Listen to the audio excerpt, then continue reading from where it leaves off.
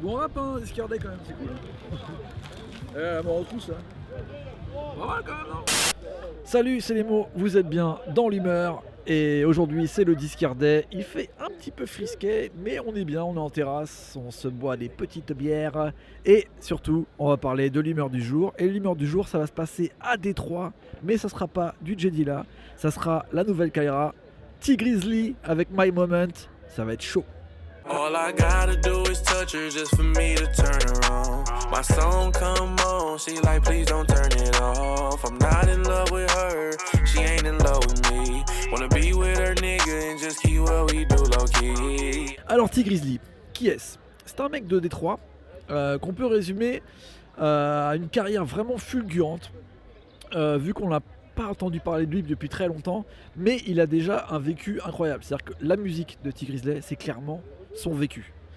Il sort de prison il n'y a pas très longtemps, il a été emprisonné pour braquage de bijouterie il y a déjà 2 ou 3 ans.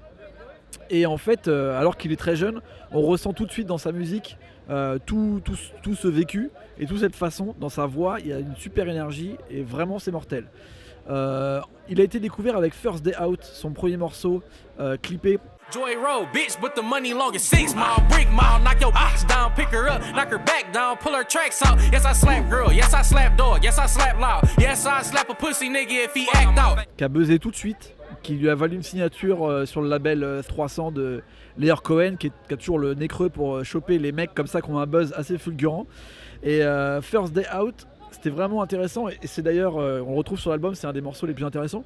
Il est un peu monté comme un morceau de Meek Mill, comme les fameuses introductions de Meek Mill, c'est-à-dire un truc un peu calme avec un piano, et tout d'un coup ça s'énerve, on a l'impression que ça devient un opéra, sauf que alors que Meek Mill va rajouter de l'énergie, va s'énerver et va être super agressif et un peu battle rapper comme ça, super incisif, on a l'impression que T-Grizzly il est à l'envers.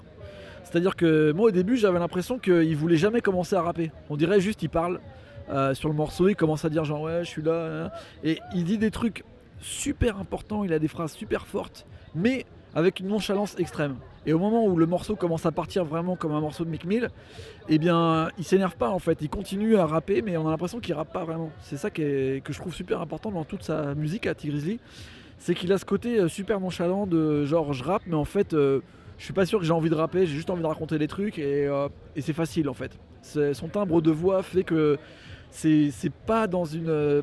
Enfin l'intention est difficile à déterminer au départ. Après ce qu'il prend aussi à contre-pied, c'est qu'on l'a pris tout de suite pour la Kaira ultime qui va parler de la street, de la prison et des mecs chauds. Mais sur quasiment la moitié de cet album, il chante en fait. Dont par exemple sur le morceau Secrets. I done had some conversations that can't be repeated. For the sake of some of my niggas' freedom. We done did some shit, I know so many secrets. Tell them other niggas that know them, I hope y'all can keep them. Où il fait penser un peu à une sorte de R&B du ghetto à la Kevin Gates, c'est-à-dire il va avoir comme ça des mouvements qui montent et qui descendent, très émotifs, très sur la rue et son vécu, mais avec un timbre de voix qui est quasiment R&B en fait. Il va expliquer d'ailleurs dans l'interview qu'il a vécu avec sa grand-mère et qu'il écoutait beaucoup de R&B des années 90 quand il était petit et qu'il a plus écouté de R&B que de rap finalement.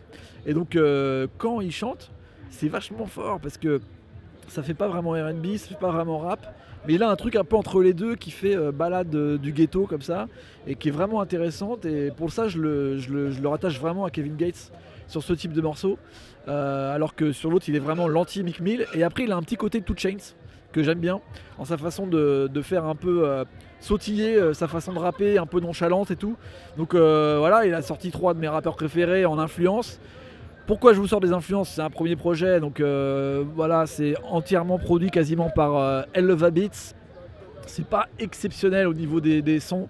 Il y a des moments où on sent des petits creux et on sent que voilà, c'est un premier projet où il donne beaucoup de choses, beaucoup de pistes, mais il y a moyen d'aller vers autre chose, je pense. Mais quand même, il y a cette introduction. This is my moment. This is my moment. This what I wanted. This what I wanted. You know that I'm with it. You fuck with me, I'm going. When that money calling, I throw a bitch off me, I'm on it. Où en fait, il fait comme un rap, presque un slam, avec uniquement un beat tapé sur la table, tapé au crayon en fait. Ça me rappelait un mec, je sais pas si vous vous rappelez, il y a quelques années qui s'appelait Alpocodone. You can catch me sitting sideways. It's something pretty with the ratchet on me. I stay strapped cause I always keep a package on me. Dirty, you get serious niggas die here. Y'all niggas had it up to now. This is my year. Qui avait fait un buzz comme ça en faisant des vidéos où genre il rappait avec juste le rythme du crayon et on a attendu son album pendant je sais pas combien de temps, soi-disant il s'était rapproché de Scarface et tout, au final ça n'a jamais marché, mais ces morceaux de beat au crayon c'était incroyable. Et ça, T Grizzly, il l'a fait et franchement sur ce premier morceau, c'est un des meilleurs morceaux de l'album, ça fait une introduction franchement mortelle. Et ça je me suis dit, lui il peut avoir vraiment des choses à déterminer, là sur une première carte de visite, c'est bien. Même si bon voilà, ça mérite de meilleurs instrus et que ça soit mieux géré, mais il y a quand même des morceaux qui sortent du lot, qui sont vraiment bien foutus. Et donc pour le coup, je lui ai mis un 7 à ce My Moment de T Grizzly, parce que le rappeur a vraiment beaucoup de marge et peut être vraiment très fort, mais le projet en lui-même est un petit peu faible, surtout au niveau des instrus en fait, et le fait qu'il teste de chanter, que c'est peut-être pas là-dessus qu'on l'attend et tout, donc...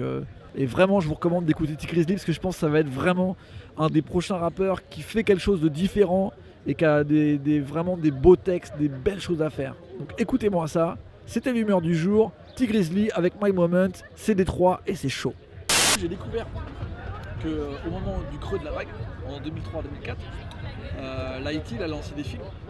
Et il y a un film, mon pote, qui s'appelle Full Clip. Un film de gangsters. Et les rôles principaux, c'est Busta Rhymes et Exhibit. Et ça a l'air légendaire. Et ça, tu vois, je me dis, personne ne connaît. Si je sors le DVD que j'ai trouvé je sais pas où, et qu'on commence à le regarder, je dis, ouais, il y a ça, il y a cette